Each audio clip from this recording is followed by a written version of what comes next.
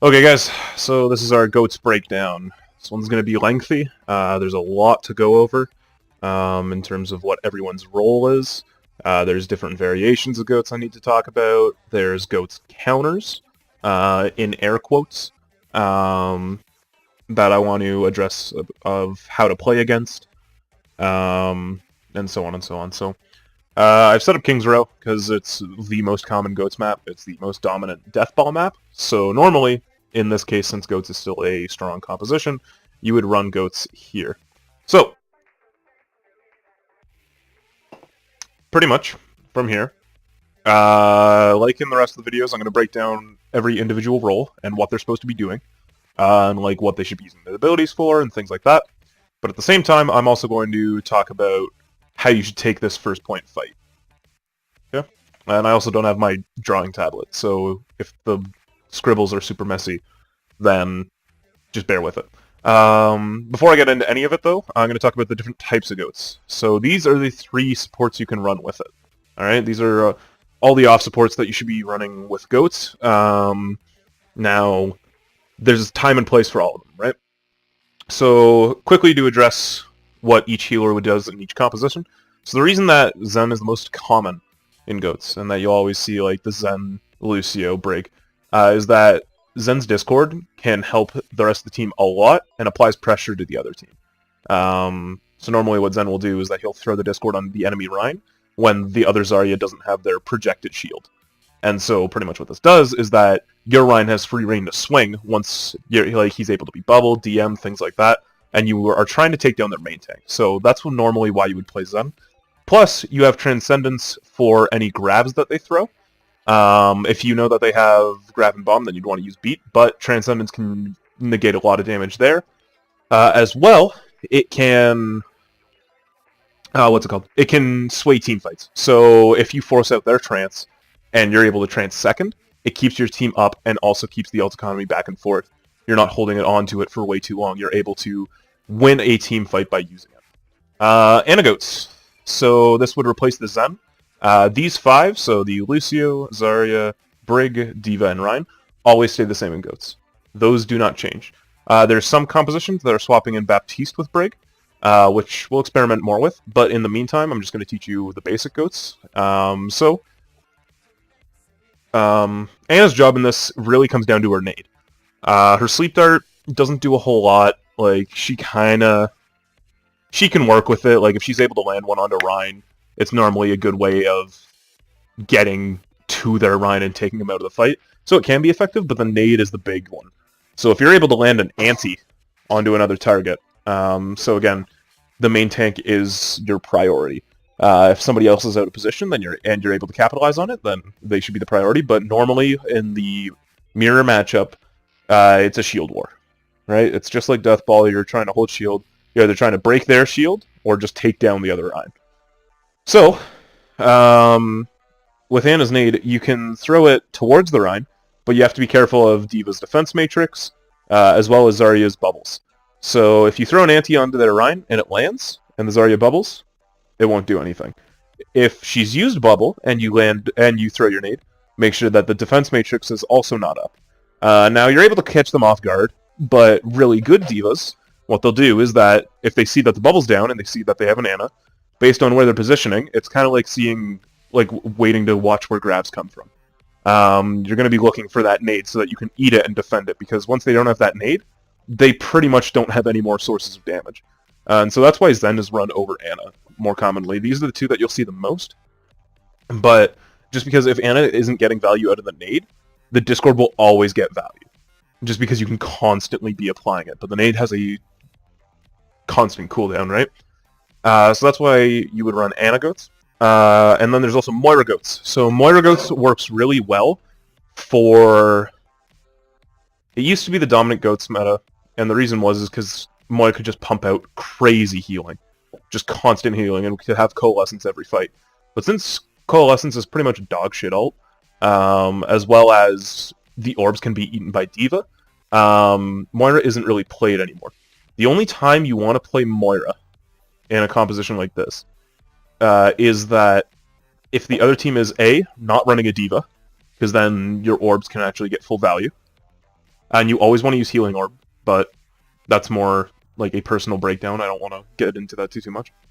So you want to be using Healing Orb, as well as if they're running like a DPS, so if they're running like Hanzo Pharah, or if they're running Genji Hanzo, something like that, just a generic comp. The reason you run Moira is because if there's a flanker or somebody, you're not a stationary target. Ana can kind of defend themselves. Zen can't at all. Like, Zen has to pop the fuck off to defend themselves properly. But Moira has Fade, and is able to get out of those situations, right? Also has big sustain, just a lot there. So that's when you would want to play Moira Ghost, but for the most part, these are the two you want to focus on, even more specifically, the Zen. So, I'll talk about the way this fight should break down. And so there was one game in Stage 1. I think it was Toronto versus Hangzhou. And pretty much what happened is, when you're playing in the Goats v Goats, you never want to just take the fight. If you're able to hold off more, and you're able to rotate against the other team, then you want to do so.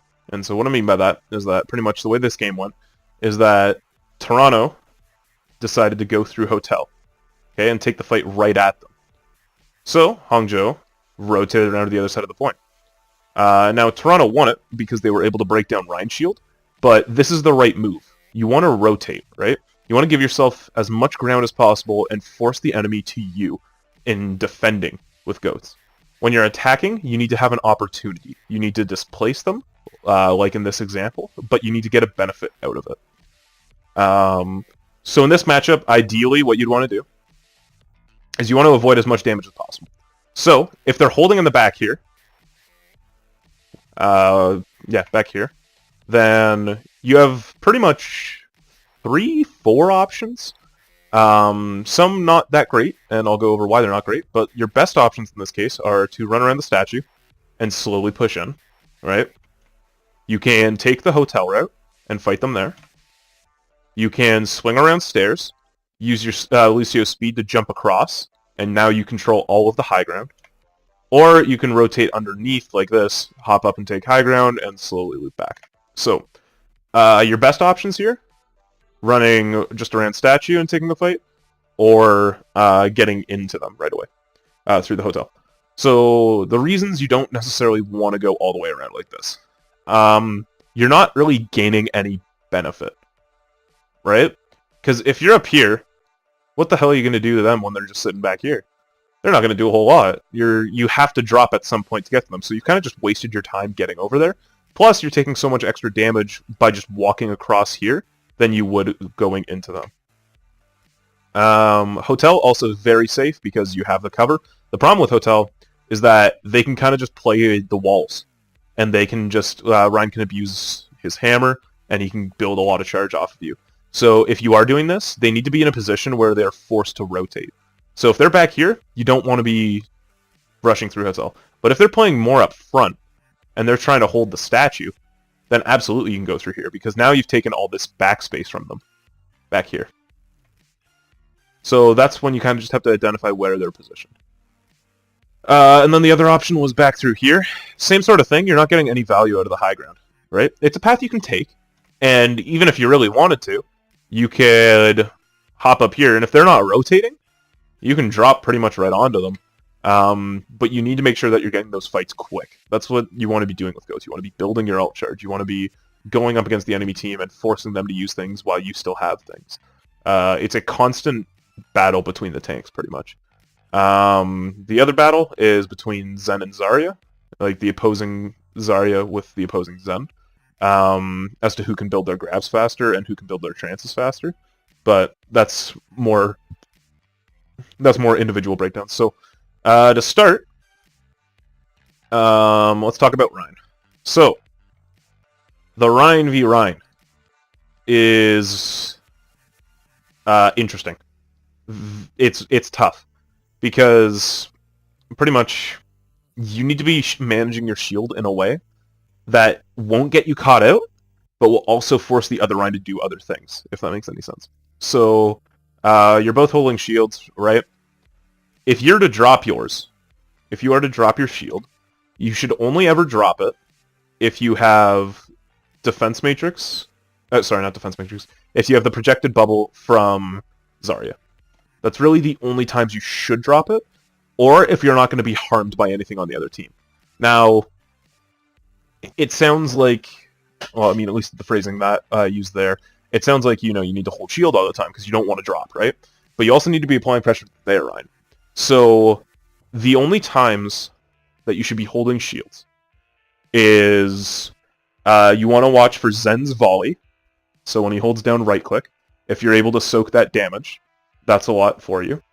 D.Va's micro missiles. Okay, you want to be watching for soaking that. As well as Zarya, because if she's high charge and she's and you're just kind of swinging, she's able to get a lot of value onto you and into the rest of your team by just using right clicks. She's going to be building grab really quick. So you need to be watching for all those things. Ryan is definitely the most difficult to play in GOATs, I would say. He's, there's so much you have to be thinking of.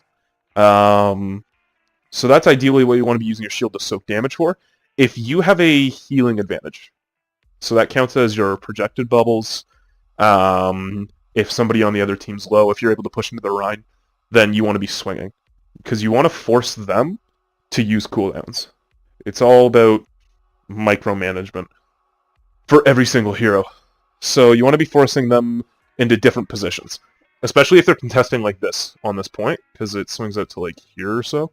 Because they'll be contesting for it. So you want to try and force them back by landing a pick onto their Rhine, or just straight up forcing all of them back. So I'll clear this out. Forcing all of them back so that you can have some point control. That's most of Rhine. What else? In terms of shatters, you don't want to be shattering with pretty much anybody else's combo. So in terms of combos, Zarya and D.Va always have Grav Bomb. They should always be using Grav Bomb.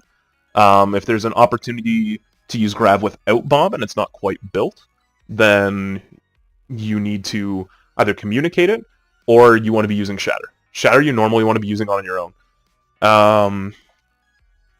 There was this thing that I forget what the discussion was, but the reason that teams over-ult in fights is because an ult doesn't win them the fight. So if you use Grab Dragons, for example, which is normally a team-winning fight, okay, Zen pops the trance on the other team. So now that ult's negated. You can't win with that one. So you either need to win it without ults, or you need to stack one more into it. You need to be managing them really, really well. And normally in that case, let's say it is... actually, I'll use a GOATS example. So you use your Grav Bomb and it doesn't work out. So the next best option is probably using your trance to get in and try to have enough healing to outsustain the other team. That's normally your next best option.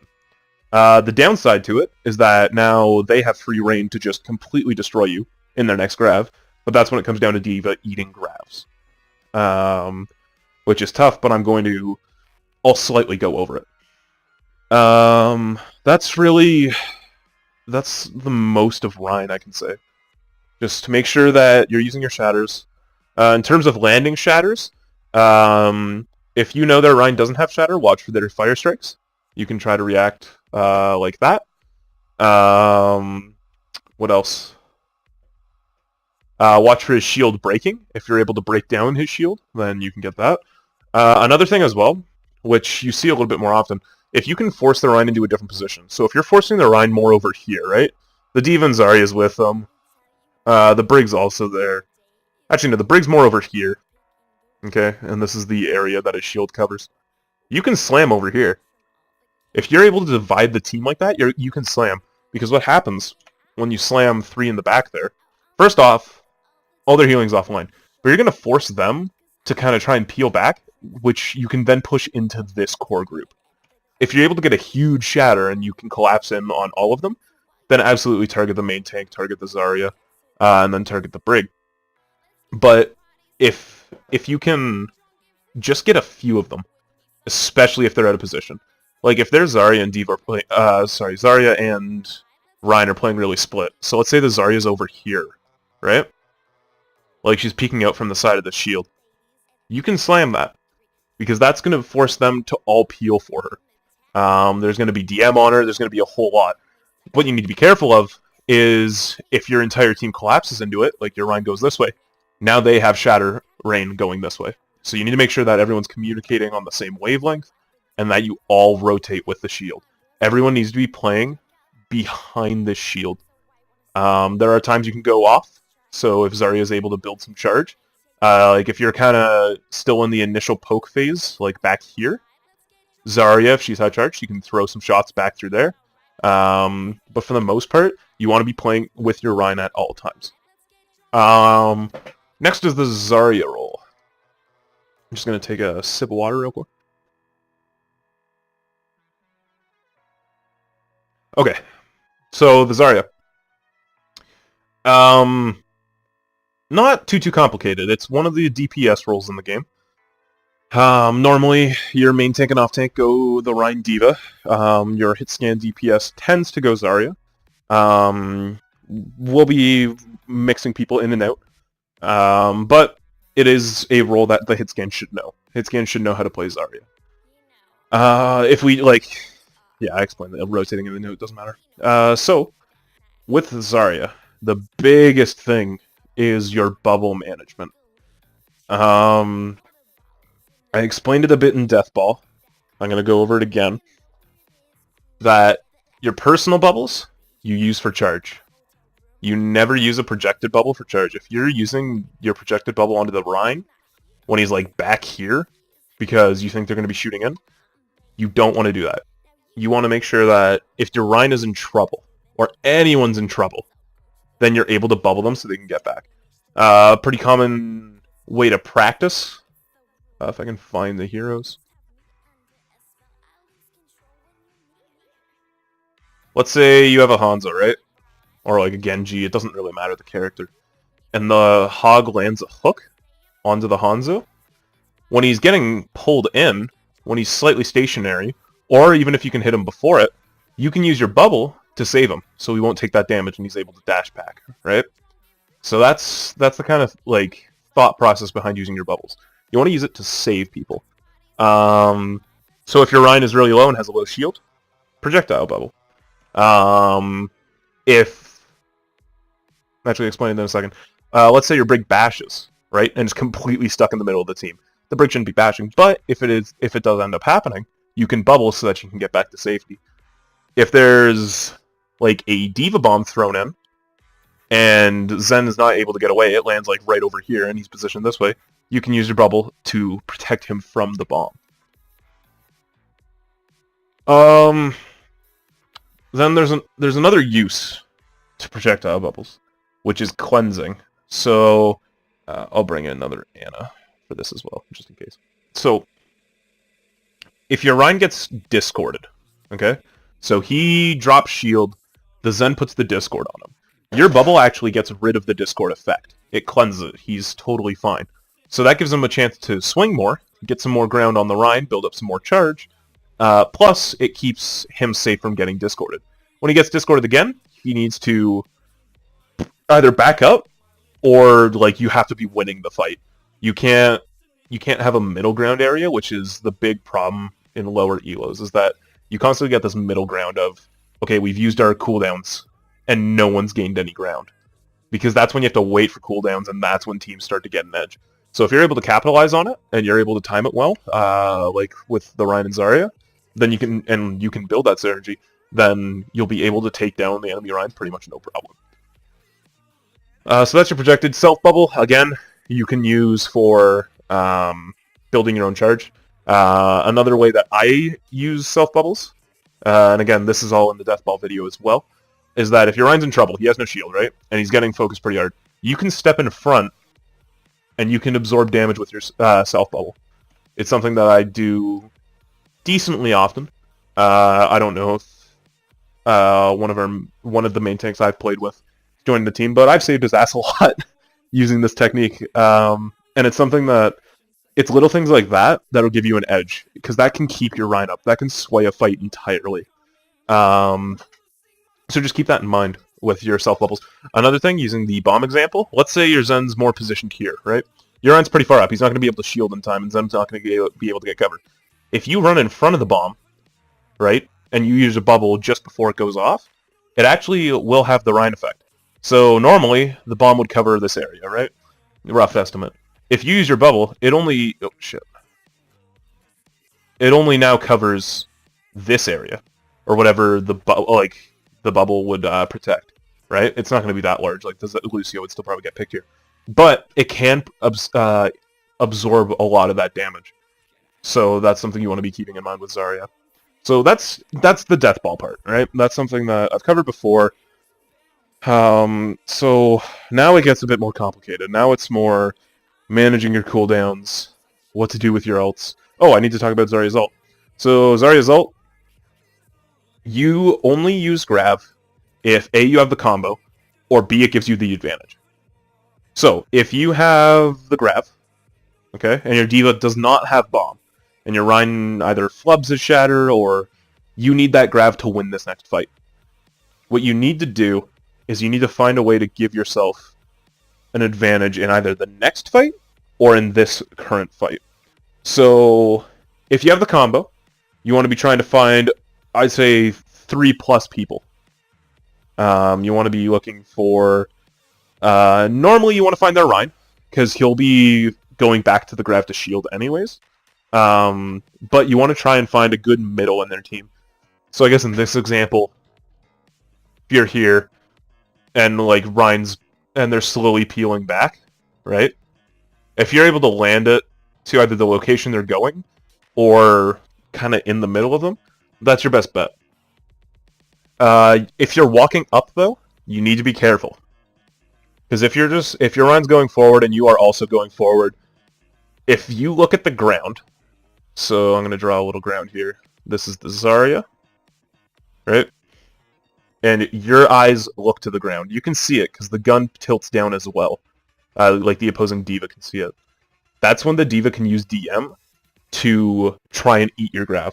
So always be careful of D.Va's defense matrix. There was an example, sorry Cardi, but this is all you, of he on Rialto. He wanted to grab the high platform, like normally where the Orisa Bastion sits. He wanted to grab there because like they were pretty much all there. They were all going to get sucked into it. They had we had dragons as well. It was pretty much going to win it for us. But what happened is he wasn't tracking the D.Va. Right? He thought he was smarter than the D.Va, and he was just going to use it.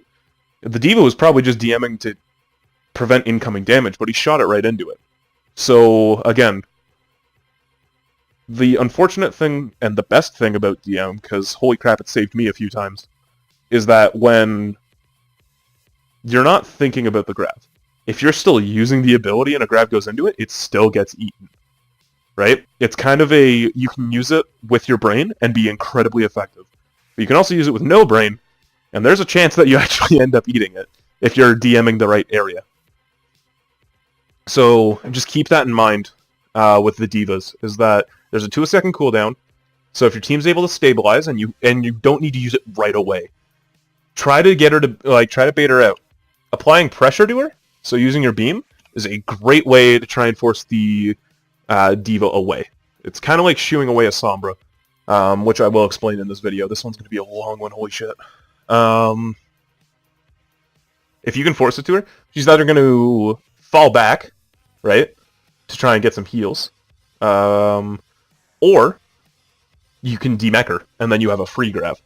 Normally, in this situation, just grabbing front, because they're going to be moving back, forth, back, forth.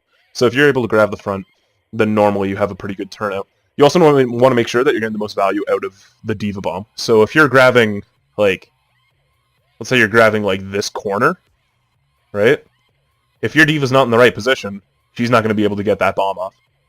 So make sure you're coordinating with your D.Va, that she has boosters. There's been a few times, at least when I've been playing D.Va, where we agree to coordinate a combo, but then we don't engage with the combo, so I'm using my boosters for other things, to get away from damage, things like that, or like to gain high ground advantage, and then all of a sudden our Zarya grabs and I'm not there. So you want to be, like, the Zarya and D.Va need to communicate a lot to pull off this combo. Okay, that's most of Zarya. Again, shields for reducing effects of anti-nades, reducing effects of discords. I don't know if I mentioned, but same with anti-nades. is that if there's one that gets put onto your Rhine, then you can use your projected to get rid of that effect. That's pretty much the big two. I'll talk about D.Va. I've covered a fair bit about her, but it is something... There's a couple more things with her. So this map doesn't show a good example of it, but with D.Va, you need to fuck up the Rhine shield, and you need to annoy the shit out of Rhine. That's pretty much your job. Something I see a lot of pros do, which, if you can build the habit of it, then you're much better off. But if they're able to land a Discord onto him, what the D.Va will do is fly up behind him and body block. Because what happens is that, like, any, like, sort of protection they're trying to apply kind of gets negated into the D.Va. So they're able to block a lot of incoming things like that. And plus, you can stop them from walking back to get to those resources. You kind of just body block him in the middle of the map. I wouldn't recommend trying it. That's something that comes down the line. Right now, what you want to be doing is, in terms of your boosters, you need to use them for your bomb. So anytime that you're going for the big swoop up with your bomb, you need to have your boosters. You also need to have your boosters for disengaging. So if your team's too far up and you lose one, you want to be able to disengage with those boosters.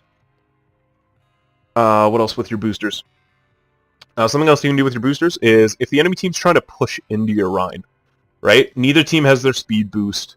Like, he's kind of just a sitting duck. You can actually use your boosters forward to push them back a little bit, and then swing back around to get with your team. It's a great way of just creating some distance when you need it the most. There's been times where, holy shit, it's worked pretty well, because if you don't do that, then they're not able to. And Lucio has the same job, but I'll go over Lucio when the time comes. So that's mainly your boosters. Micro missiles, pretty much that shit's on cooldown. If you're able to burn the Rhine shield, if you're able to get burst damage into a target, things like that, absolutely. Like, that's what you want to be using micro missiles for. There isn't a specific use other than just DPS. Defense Matrix. Okay, let's talk about Defense Matrix. This is the big one. So, there's a lot you can stop with Defense Matrix. So I think the best thing is the things you cannot block with it. So you cannot block an armor pack. You cannot block a Discord orb. I think that's it. I think... and you cannot block a boop with Defense Matrix. Those are the three main things that you cannot prevent. Also Zarya's left click, I guess. D.Va's guns, you can block. Ryan's fire strikes, you can eat those. Zarya's grab, you can eat those. That's pretty much everything. And then Zen projectiles as well, you can eat. So you need to be thinking, okay, what damage is a big threat to the team right now? And it's something you need to be evaluating in yourself all the time. You need to be thinking, okay, let's say they're running Anagoats, okay, so there's no Zen. And your team gets grabbed. Okay, you weren't able to eat it. Not a big deal, right? Eating a grab is hard. I mean, there's many that I've missed that I think, okay, like, I should have been on that. Like, I should have been paying attention. I get sidetracked with something. But you guys get grabbed. Their win condition, once you guys are grabbed, if they're running Anagoats, is the Ana uses the anti-nade. Because if you have the trance to respond to it, you'll be fine. They won't be able to get enough into you. But if you're antied while in that trance, you're not getting any healing. So, as D.Va, if you get grabbed, your next thought process is, okay, where's Ana? Where's this nade coming from? Because they're going to be trying to combo it. So make sure that you can eat that nade. In the Zen matchup, okay, your job's more around eating grabs. Like, that's normally a big win condition. I mean, it doesn't always win you fights, but it'll help you so much down the road. So I'll quickly go over it. I don't want to talk too much about it. So, let's say this is the enemy team now. Okay, so we're the defending team. Their Zarya is moving forward. Okay? There's two paths you can take, because you always want to take off angles. So, you can either take the path over here, which is a bit more predictable, because you're going way out of position. So if their Zarya decides, not to grav and kind of just backs up and burns you, you put yourself at a big disadvantage. But it is a path you can take, because what you can do is if you move over here and you DM your team, right? Zarya's going to be shooting right into it, so it'll get eaten by then. You always want to try and eat the area that Zarya would be grabbing, and not the area that Zarya is. There's times where that's not always the case. There was a case in Rialto, Rialto second on defense, where I was standing on the stairs, kind of to the back end of second, where it leads you to the high ground area, and there Zarya was moving up in the streets. So since I wouldn't have been able to reach my team and where she was grabbing, I just DM'd right at where she was, which pretty much, she shot right into it. But the thing you need to keep in mind is that when you're looking right at a Zarya, she can see the DM perfectly, right? It's pretty obvious when she's trying to eat your grav. Or when, if you're playing Zarya, it's pretty obvious when she's trying to eat your grav. Or it makes yourself pretty obvious when you're trying to eat their grav. So, if you take off angles, she's paying less attention, right? Because it's pretty hard to see those lines, especially when there's just a giant splash of color right in front of you. So if you take this off angle and DM, you can get that. But a much safer one is that you're over here, okay? Because now, you're not no disadvantage based on where the rest of their team is, okay? I'm going to move it up to a bit more of a realistic area. So now there's no disadvantage, right? You're not taking any incoming damage. Plus, you're completely hidden from the Zarya's frame. If the Zarya doesn't see you and isn't paying attention, she will shoot right into the team here. And you can just hold your defense matrix pretty much at your Rhine, just in case he's holding shield, and you'll be able to eat it. Those are really the main ways you want to be thinking about eating grabs. For the most part, if you can't eat them, that's not a big deal, right? I'd rather you learn the mechanics, but it's something that I want to bring up, because if you're able to do it, then you'll slowly start to learn more about how you play the character, about how you play high ground advantage, things like that. Now, this map doesn't show it very well, but we'll use a hypothetical situation. So, we're the blue team again, okay? So this is us, and this is them. Let's say this team is playing, more over here. Actually, you know what? No. We are the red team. This is us. This is the enemy team. They're playing back here, alright? What you can do with D.Va, and what I'd recommend you do, is you can fly up to this high ground, and you can rain down damage. Alright? It does two things, pretty much. So, D.Va would position up here. One, you have a clear sight line on their backline in this situation. So you can use your micro missiles and pretty much just pummel into the Zen. It'll either force trance, it'll get a kill, it'll do something for your team. It'll force them away from the play, you guys can engage after that, things like that. Two, what it'll do, it'll force the other D.Va to go up top with you. Now, if your team's not at a disadvantage by doing this, then it's the right play. Volskaya first is a really good example, because there's that little hut just outside. That, if your team's playing more here, you're going to have to back off, because their D.Va's going to have the advantage, right? That she's going to be able to do more damage to you. So you're going to have to drop. Also, we can take Anna. So you're going to have to drop. Well, now their D.Va has high ground and nothing to contest them, because you've used your jets already. So you need to keep that in mind. Move these guys back here. So that's pretty much it for D.Va. For bomb combo, when you see the grav here, you go forward, you look straight up, and release Q. And you want to be doing it after the grav. Okay, so when the grav gets released, normally that's when I use my boosters.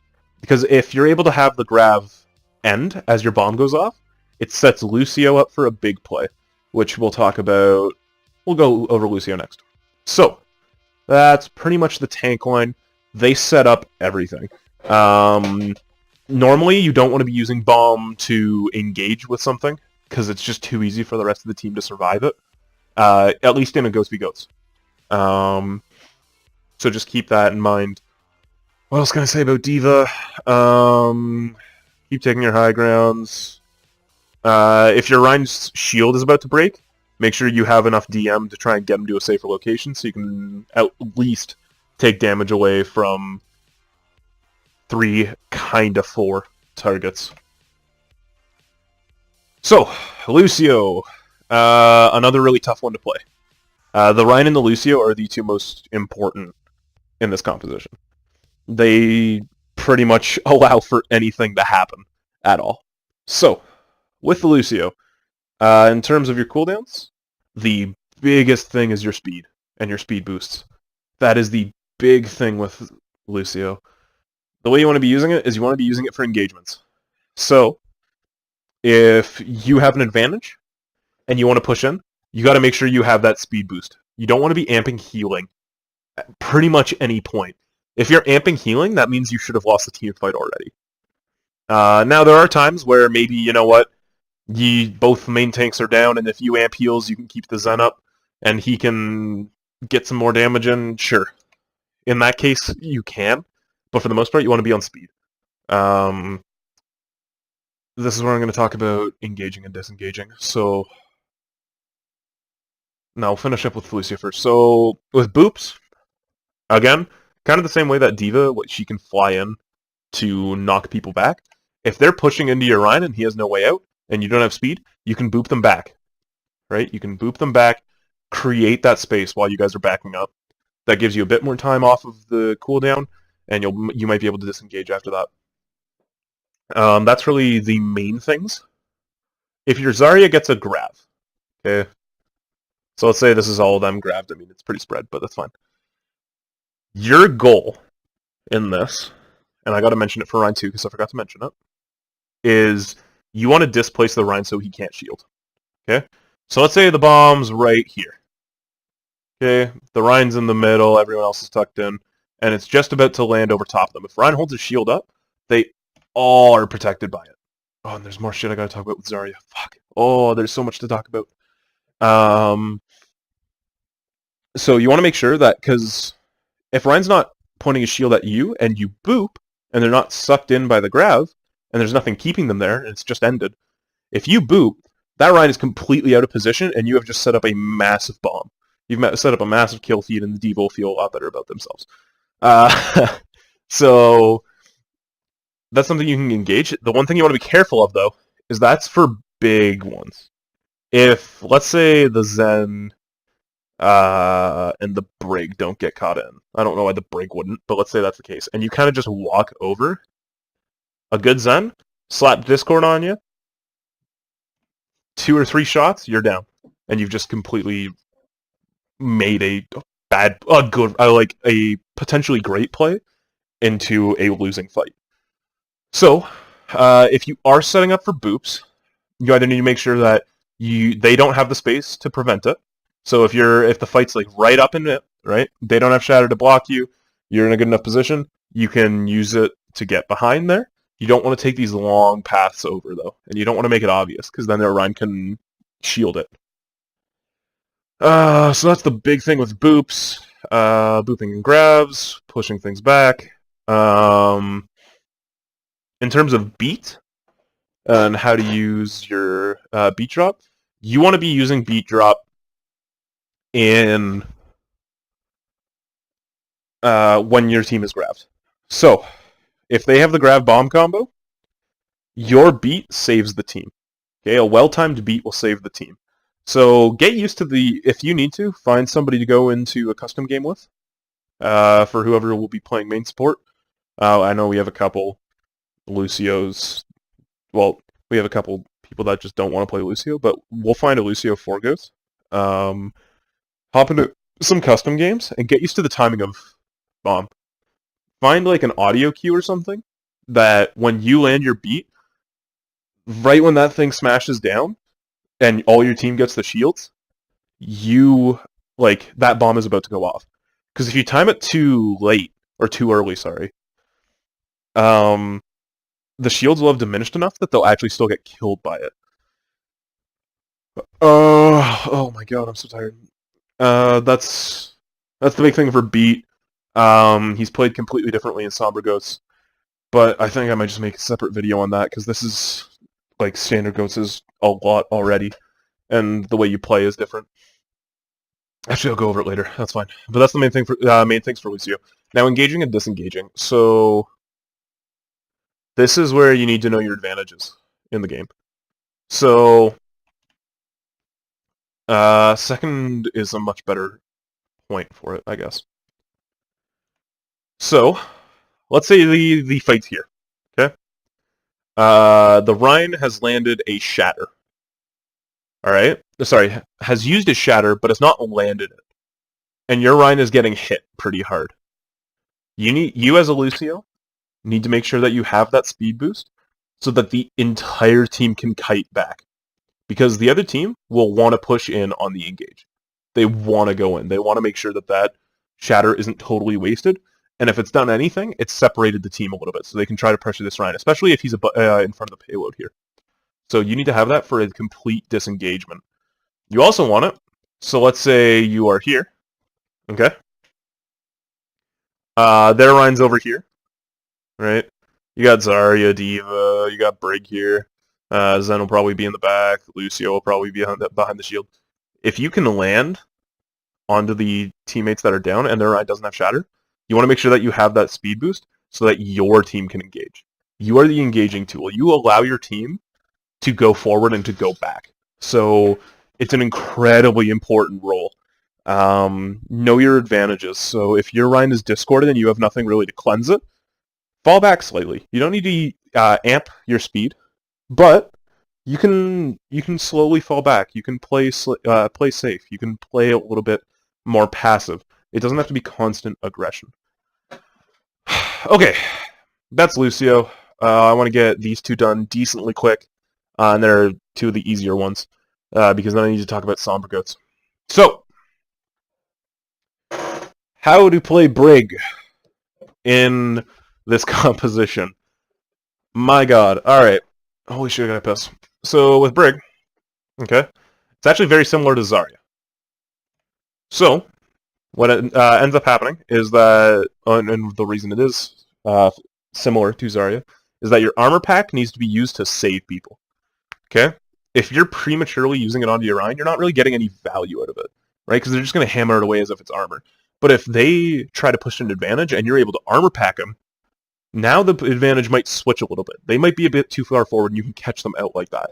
So anybody that you need to save, that needs the heals, you want to armor pack. Normally, it's the Rhine, because he's up front taking a lot of the damage. So in any of those fights, make sure that you're focusing down the Rhine. But if somebody gets caught out, so let's say D.Va goes a bit too far forward, and they're flying back and they might get demeched, use the armor onto them. So don't be prematurely armoring people. In terms of shield bash, don't use it.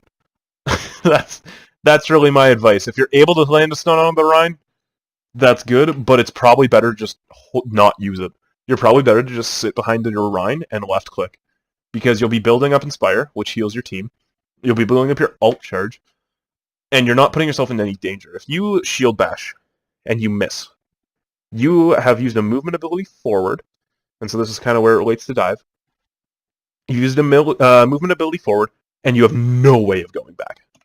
So either forces your Lucio to speed boost, to disengage, which is wasting a lot of time, or you get picked.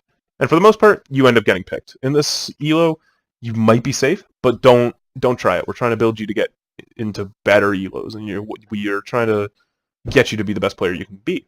So I'd say just avoid shield bashing at all costs. That's a use armor. You kind of want to shield if it can protect you.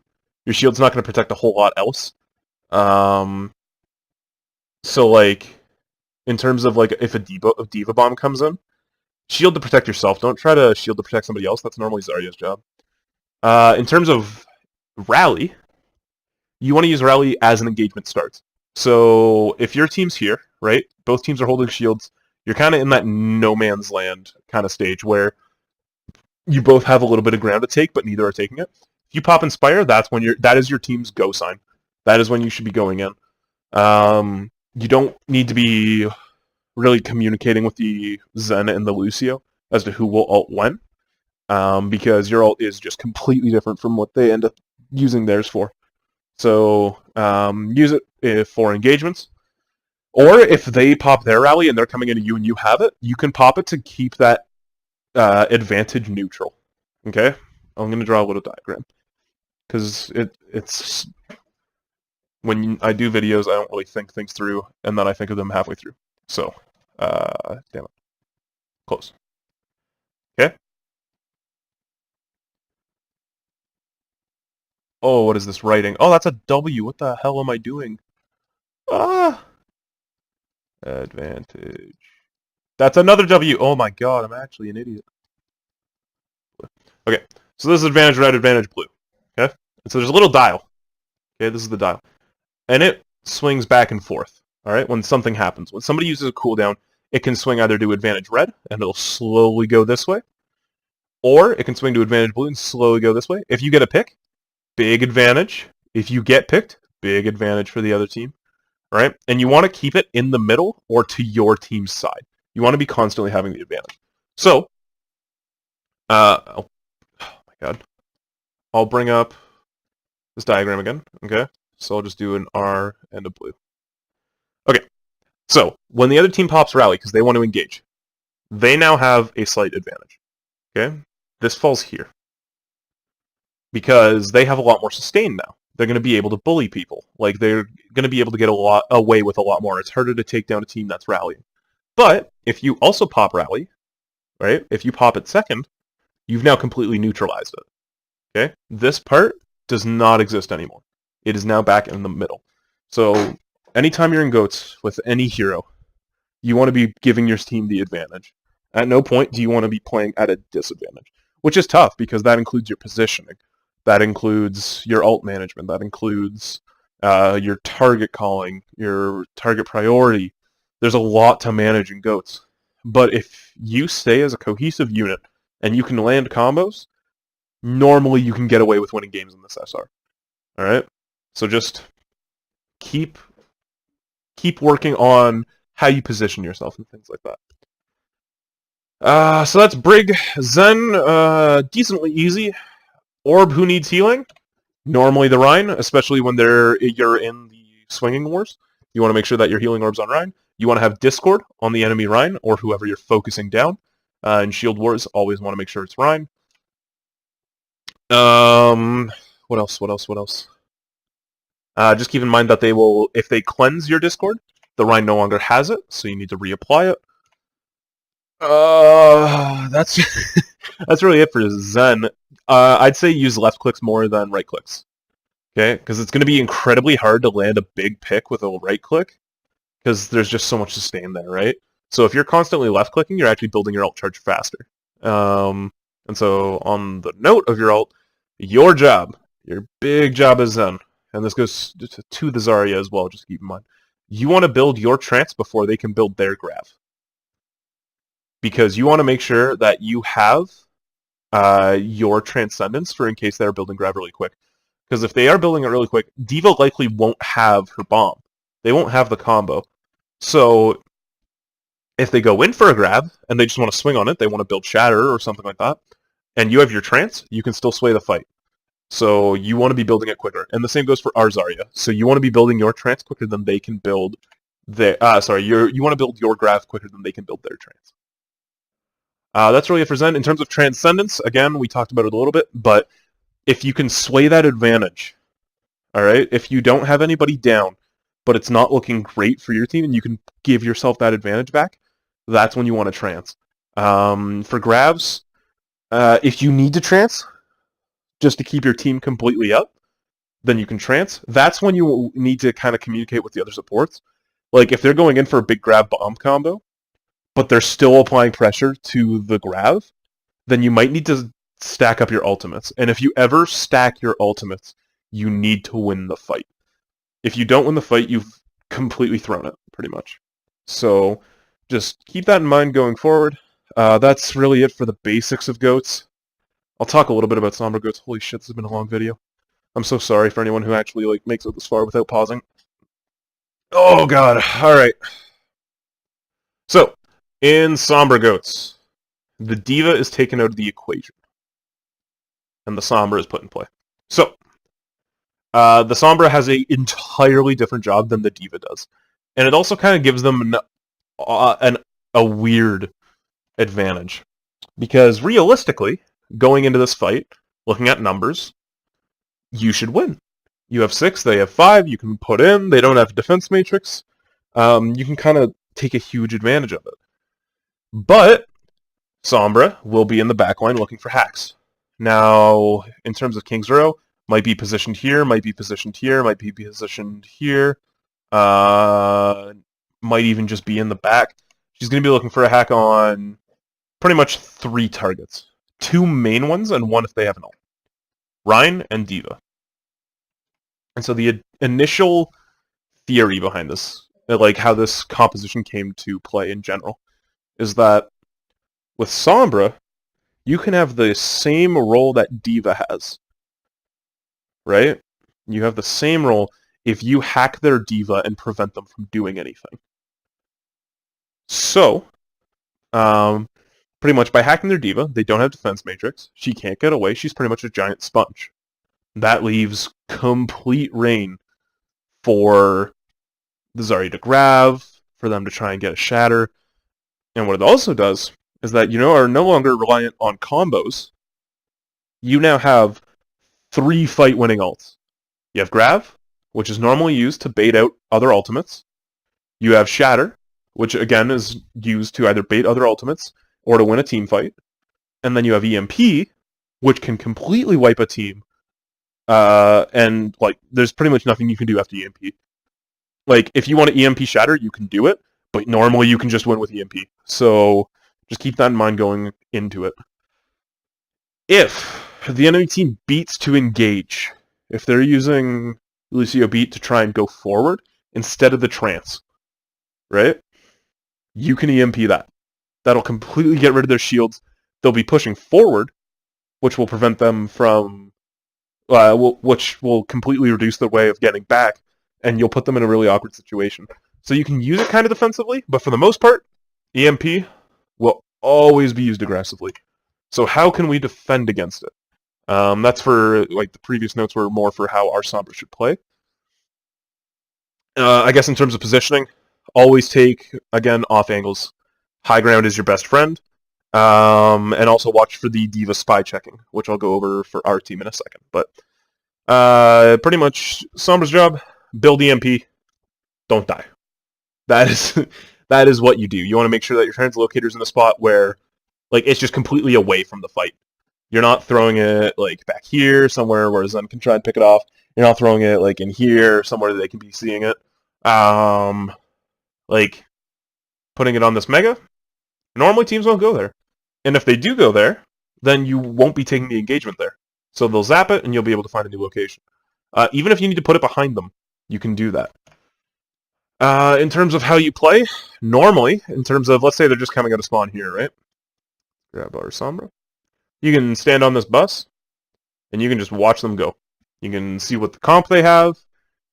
You can, pretty much, once you see what comp they have, you know how you're going to be playing. So you have a huge advantage there. You don't want to hack too early, though. You want to hack when there's an engagement. So it's similar to Rally when it's an engagement tool. But if you hack too early, they can just not go in, and they can just hold. If it's going to give you the advantage, and you can hack down the Rhine, then do it. Normally, like, the hack and shatter is a great combo if you're able to land it, if you have the high ground to do it. But don't, like, I would say just don't do the EMP shatter. It's just, you don't really need to, especially if you're able to take down their main tank if they pushed up pretty far. So that's how we should play in Sombra, how to defend against Sombra. And this really comes down to D.Va, a little bit of Zarya, but more to D.Va. Spy check. So what the fuck is spy checking? Spy checking is when you are spamming your left click, because you don't have to reload, you have constant firing rate, and you are spamming in all areas of the map, trying to locate where this Sombra is. Okay? Now, if you know the enemy team has a Sombra, pretty much you can rule out that the Sombra is going to be anywhere near their team. She's going to be behind somewhere. She's going to be here, here, here, things like that. Now, really predictable Sombras, they just play in your team. They just play in here, right? They might play a little bit further back. So, like, as you guys are slowly going in, you can be doing those spy checks, looking for her. If the D.Va, if the Sombra does, like, if you do uncloak the Sombra and she just keeps firing, the D.Va, you don't want to put yourself at a disadvantage by trying to eat the bullets, because then she can try to land a hack onto you. So you either need to have good reactions, right? eat some DM, some of the bullets, and then zap her so that she can't keep hacking you. Or you just need to forget about it. You can try to chase her down and force her out of the way, because pretty much in this example, okay, the Sombra's on high ground. If you fly up, your advantage is you have high ground, but it's not going to do much for the rest of the team. But remember that this character also replaces you in that composition. So you haven't actually hurt your team by chasing. What you've done is you've created a pretty standard fight. Once she translocates away, right? So let's say she does have it set up on this mega. She translocates away. If you drop, you have a huge advantage. She's going to take a long time to get back out, because she has to wait for another translocator, make sure she's healed, things like that. So that's when you want to be pushing in. Anytime a Sombra translocates, you now have a 5v6 at pretty much any point. Unless their translocator's literally in the middle, in which case the Sombra's not getting value, you will have a 5v6 when you force out their translocator. And it's incredibly helpful during like this engagement phase. Right? The big thing you want to be careful with, for if the enemy's running a Sombra, Zen, you need to be careful of where you are positioned. Because your trance will, like, and this goes for Lucio as well, I guess, whoever's support ult is up, your positioning, if you're hiding around a wall or something like that, you can soak up pretty much all of the effects of it, and you can let your team disengage by using your ult. You can also let your team engage by using it, but like in terms of trance, but I wouldn't say engage when you have beat. Like, just play slow. Actually, I totally scrap that. If you're able to negate the effects of the EMP and you get a support, like a defensive ult off after it, yeah, like you guys now have an advantage. You'll slowly be getting your cooldowns and stuff like that. If they use their EMP and they shatter, not much you can do. If you have trance for it, you keep your team up. They might be able to. You give yourself a second chance, and that's where it comes down to swaying that advantage meter, right? If they have a huge advantage, but your team's still up, you can sway it back. It is absolutely possible to sway it back. If they have a huge advantage and they've capitalized on it, pretty much it completely sways to the left if they have a numbers advantage. Okay? So if they pick your Rhine, get out. Just leave. There's no point. You're not going to be able to do anything. But if they pick your Rhine, and let's say in return, right after, you're able to pick their Zarya and their Lucio, you guys have advantage. They now have no movement tool. So just remember, going into GOATs, what each character does, what their role is, why they're there, and what the other team might be doing. That's really the best I can explain for it. If we're running Sombra GOATs, Sombra build EMP, Ryan build Shatter, Zarya play, like, build Grav, and just play a little bit more passively. You want to give your Sombra enough time to get into a position where you can sway advantage. So, that, I think, is my GOATs breakdown. No, it's not. Oh, God. There's one more thing I forgot. Alright. I don't know how long this recording has been, but holy shit. Okay. Can I get... No. Okay, we'll just move him out of the way. I want to go over this composition versus GOATs. It's an older defense against it. Okay? You probably won't see it too often. It's something we might try in scrims and stuff like that to see if we're able to make it work. But what it is pretty much this comp is entirely designed to stall long enough so that the DPS can get picks and build ults. Okay? Now, I will say, back when quad tank was a thing, I've built a tire in 13 seconds. I think it was actually 13 seconds from when it started. So, junk is a big threat in this composition. Alright? And so now you might think, okay, like, it's D.Va's job to eat the mines. To eat the nades in the mines. Or, like, it's D.Va's job to fly up there and get it. Or it's Zen's job to try and land a big pick onto him. But that's not the case. What you do is you want to play sightlines. So let's say you have the situation. Okay? They have their shield pinned up here. What I want you guys to do is I want you to run through the hotel and play right along the wall. Because here's what it'll do. It'll force the enemy team, like the Widow, will have to start getting some big picks, in which case the D.Va can fly up to contest if she needs to, or she can DM shots. The D.Va for the enemy team has to drop to contest. That's the whole idea of this composition, is that the D.Va contests because she's able to fly back up, get healed, and drop back down again. Then when she flies up again, the Orisa for the second time is able to drop and hold here. So what you can do is if you're running through the hotel, what happens is now Junk is not getting free reign on you while you're running through here. If you're to run around this side, he can fire at you all he wants and build up that ult charge. When you play along the wall, same thing. Junk needs to go to a completely different position. So if the Junk uses a mine to get over here, D.Va can just chase him down and get him. That's a free pick, and then he's completely useless and you win this fight. When the D.Va drops, alright, what you can do is you can coordinate a shield bash once she's low enough. So I'd say about half HP. Okay, when that D.Va drops, you all want to focus her. Get a shield bash in, stun her, get her out of mech. Because then it is the 5v6 that you want. That is swinging your advantage. That'll force the Orisa to drop. You can get picks there. D.Va can contest this Widow, so she's not getting free free picks, free charge. Zen's pretty much useless. Eventually, they all have to drop. And especially if you're able to demech the D.Va down here, or even secure a kill, or get the Orisa down here, the Mercy won't be able to res. If you get a pick up top, they can just res it. And you don't want to be looking for those picks. So that's how you want to be playing against that sort of defense. And that's all I want to say for GOATs right now. I'll talk about GOATs against a 3 DPS comp in the 3 DPS video.